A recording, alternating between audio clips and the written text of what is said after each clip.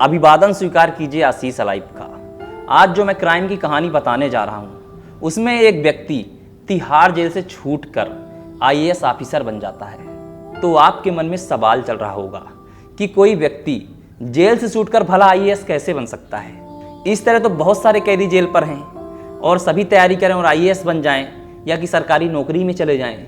इस तरीके से तो तिहाड़ जेल में बहुत सारे पढ़ने लिखने वाले छात्र भी सलाखों के पीछे हैं। वह आखिर नौकरी क्यों नहीं कर रहे? अगर कोई व्यक्ति आईएएस तिहाड़ जेल से निकलकर बन सकता है तो आखिर वे क्यों नहीं? ये सभी आपके मन में सवाल होंगे। आपके मन में यह भी सवाल होगा कि क्या कोई व्यक्ति जुल्म कर लिया है और उसके बाद वह नौकरी करना चाहे तो क्या उसे जेल से रिहा कर दिया जाएगा? इन सभी सवालों के उत्तर मैं देने का प्रयास करूंगा और एक कहानी के माध्यम से पूरी स्टोरी बताऊंगा। तो आइए हम जेल की इस नौकरी वाले कॉन्सेप्ट को गहराई से समझते हैं। वक्त होता है 14 अप्रैल 2003 का। सुनीता नाम की एक लड़की सल्फास खा लेती है।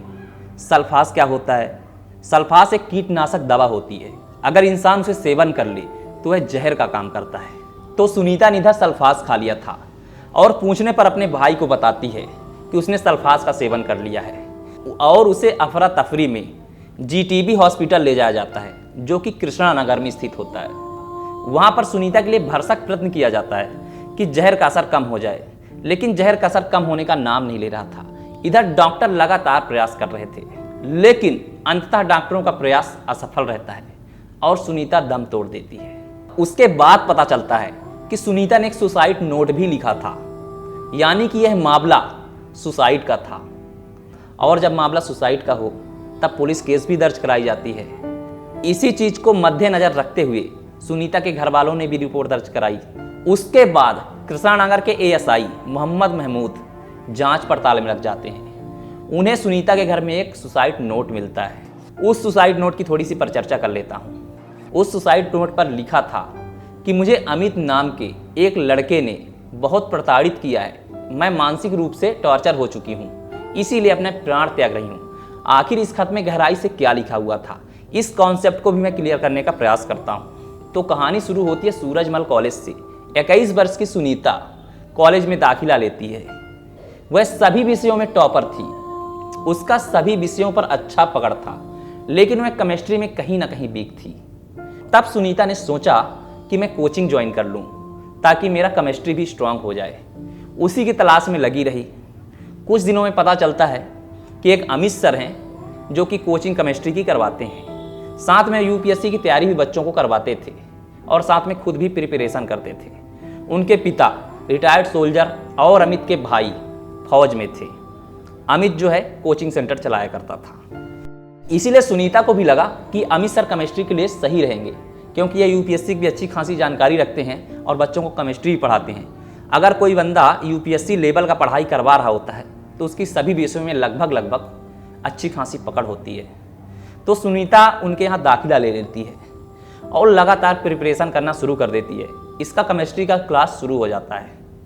इधर सुनीता को लग रहा था कि केमिस्ट्री की क्लास जो है काफ़ी आगे निकल गई है, मैं पीछे रह गई हूँ। यानी कि कहने का सीधा अर्थ है कि उसने देर से एडमिशन लिया था तो कुछ कोर्स आगे निकल गए थे। तब वह अमित सर से रिक्वेस्ट करती है कि मुझे अपने नोट्स दे दीजिए। तब 29 वर्षीय अमित रॉय जो कि उनके टीचर थे वह मान जाते हैं। बोलते हैं मेरे पास नोट्स पड़े हुए हैं, आप मेरे एक दिन घर आओ और नोट्स को ले जाओ। तो सुनीता वैसे ही करती है। एक दिन अमित सर के घर आती है और धीरे धीरे ये लोग आपस में दोस्त बन जाते हैं और कब पता नहीं चलता कि यह दोस्ती प्यार में तब्दील हो जाती है। खत में लिखे गए स्टेटमेंट के अनुसार एक दिन अमित फ़ोन करते हैं सुनीता को कि मेरे पास कुछ और भी नोट्स पड़े हुए हैं, उन्हें तुम लेने मेरे घर आ जाओ। और सुनीता सर की बात मान जाती है और पुनः अमित के घर दोबारा चली जाती है नोट्स लेने। उसके बाद अमित उसे कुछ गोली खाने के लिए देता है और जब सुनीता उस गोली को सेवन कर लेती है तो उसका शरीर आउट ऑफ कंट्रोल हो जाता है। तब अमित इस मौके को देखते हुए कहता है कि हमारा रिलेशन जो है बस प्यार का नहीं है, इससे और गहराइयों का रिश्ता है। इसके बाद धीरे धीरे अमित अपने हरकतों को बदलने की कोशिश करता है और उसके बाद सुनीता से फिजिकल होने का प्रयास करता है। और सुनीता भी इधर कोई विरोध नहीं कर पा रही थी, शायद गोलियों का असर था। और उसके बाद सुनीता और अमित फिजिकल हो जाते हैं। ऐसे तैसे चलता रहता है। सुनीता को लग रहा था शायद अमित सर मुझसे ब्याह करेंगे। अमित सर कई बार यही चीज़ कमेंट करते थे कि मैं तुमसे ब्याह करूंगा। इसी झांसे में आकर शायद सुनीता ने अमित का कोई विरोध भी नहीं किया और उसे शायद यह भी लग रहा था कि अमित हमारे होने वाले शौहर हैं। वक्त जैसे तैसे बीत रहा था। सुनीता उम्मीद लगाए बैठी थी कि अमित ही मेरे होने वाले शौहर हैं, यानी कि पति हैं। लेकिन किसे क्या पता था कि कब क्या हो जाएगा। एक दिन अमित फ़ोन करता है और कहता है तुम मेरे घर आ जाओ। उसके बाद सुनीता वहाँ पर आ जाती है और अमित ने सुनीता को एक ऐसा काम करने के लिए कह दिया जिसे सुनीता सोच भी नहीं सकती थी। अमित को अपने एक दोस्त से कुछ काम करवाना था।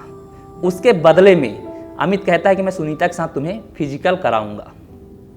और सुनीता को जब यह बात कहता है तो सुनीता विरोध करती है। और कितने सपने देखे थे सुनीता ने कि अमित मेरे होने वाले शौहर हैं, अमित मेरे होने वाले पति हैं। लेकिन अमित ने सुनीता की उम्मीदों में पूरा पानी फेर दिया था। यह सब मैं स्टोरी उस खत के अनुसार बता रहा हूँ जो सुसाइड नोट था। उसके बाद वह विरोध लगातार करती है। अमित कहता है अगर तुम इस व्यक्ति के साथ फिजिकल रिलेशन नहीं बनाओगे तो मैं अपने और तुम्हारे बारे में जो हमारी संबंध हैं उसको मैं सभी को बता दूंगा, जिससे तुम्हें शर्मिंदगी का सामना करना पड़ेगा।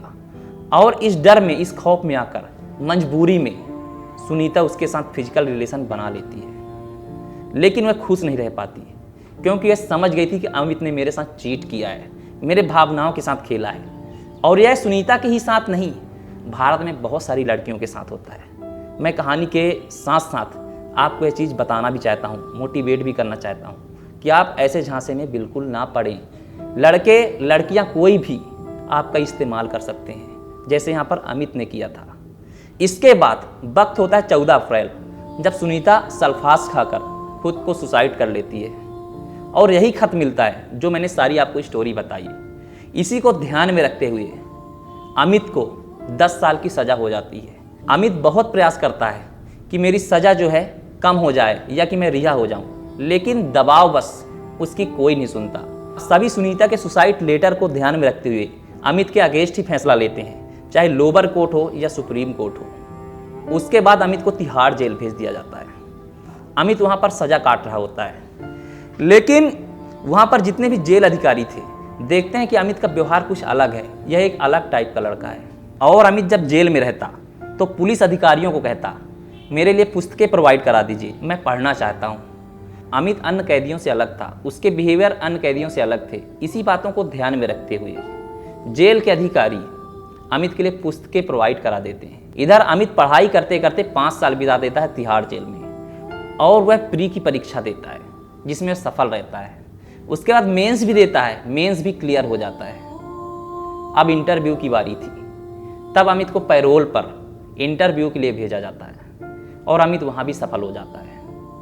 अब समस्या यहाँ पर क्या खड़ी हुई कि एक तिहाड़ जेल का कैदी जिसे 10 साल की सज़ा है वह 5 साल 6 महीने में यूपीएससी को क्लियर कर लेता है। लेकिन वह वहाँ से जाए कैसे? आज भी वह उस सुसाइड वाले केस के कारण जेल के अंदर है। तब जेल के अधिकारियों ने सोचा कि यह लड़का यूपीएससी का प्री, यूपीएससी का मेंस और इंटरव्यू भी निकाल दिया है, तो इसकी मदद क्यों ना की जाए। तब दिल्ली सरकार और तिहाड़ जेल के अधिकारी सोचते हैं अमित को एक चांस देना चाहिए और प्रयास करते हैं कि हाई कोर्ट में अमित की सुनवाई हो। उसके बाद अमित की सुनवाई होती है जिसमें दलील दी गई थी कि अमित का व्यवहार बिल्कुल भी बहुत अलग रहा अन्य कैदियों से। इसने 5 वर्ष 6 महीने में ऐसी कोई बिहेवियर नहीं किए जिससे कि जेल के रूल कहीं भी भंग हो। इसका आचरण पूरे कैदियों से बिल्कुल अलग था और इस लड़के ने काफ़ी संघर्ष करके यूपीएससी का मेंस के बाद इंटरव्यू भी निकाल दिया है, तो इसे एक मौका मिलना चाहिए। इसी बात को दलील में रखते हुए हाई कोर्ट पर याचिका दायर की जाती है और हाई कोर्ट भी बात मान लेता है कि एक लड़के के ज़िंदगी का सवाल है, वह आईएएस बनने जा रहा है। अगर वह जेल में रहा तो वह आईएएस नहीं बन सकता, तो उसे जेल से रिहा कर दिया जाता है क्योंकि यह मामला रेप का नहीं था, मामला था सुसाइड का। इसी चीज़ को ध्यान में रखते हुए अमित को रिहा कर दिया जाता है।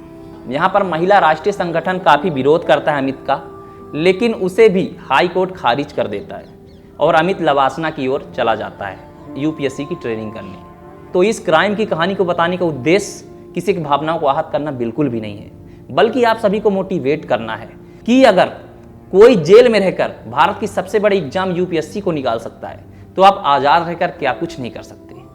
तो अब वक्त आ गया है आपके सारे सवालों से पर्दा उठाने की। आपके मन में चल रहा होगा कि कोई कैदी क्या जेल में रहकर नौकरी कर सकता है? तो ऐसा बिल्कुल भी प्रावधान नहीं है। अगर वह रेपिस्ट है, बलात्कारी है, वह चाहे कि मैं नौकरी कर लूँ, आईएएस बन जाऊँ, तो यह संभव बिल्कुल भी नहीं है। आपने कई केस में देखा है, लोगों को फांसी हो जाती है, उम्र कैद की सज़ा हो जाती है, लेकिन वह जेल से रिहा नहीं हो पाता। और अगर हाँ, किसी अपराधी ने नॉर्मल जुल्म किए हैं और उसके जेल में रहने के दौरान उसके व्यवहार बहुत अच्छे थे, अगर वह जॉब पर चला जाता है तो उसके लिए कोई ना कोई सुनवाई हो जाती है, वह नौकरी कर सकता है। लेकिन अगर कोई रेपिस्ट है या कोई मर्डरर है, उसके लिए ऐसा कोई भी प्रावधान नहीं है। तो आई होप, मैं उम्मीद करता हूँ कि आपके सारे कॉन्सेप्ट क्लियर हुए होंगे और आपके मन में जो निगेटिविटी थी कि हम लाइफ में क्यों कुछ नहीं कर पा रहे, अगर एक जेल का कैदी आईएएस बन सकता है तो आप भी सब कुछ कर सकते हो। इस वीडियो को बनाने में बेहद मेहनत लगा है। अगर आपका दिल करे तो एक लाइक जरूर करिएगा। अगर आपके मन में कोई सवाल है तो कमेंट सेक्शन पर जरूर लिखिएगा। तो आपका बड़ा भाई मिलता है किसी अगले वीडियो पर। तब तक के लिए जय हिंद, वंदे मातरम। अपना ख्याल रखिएगा।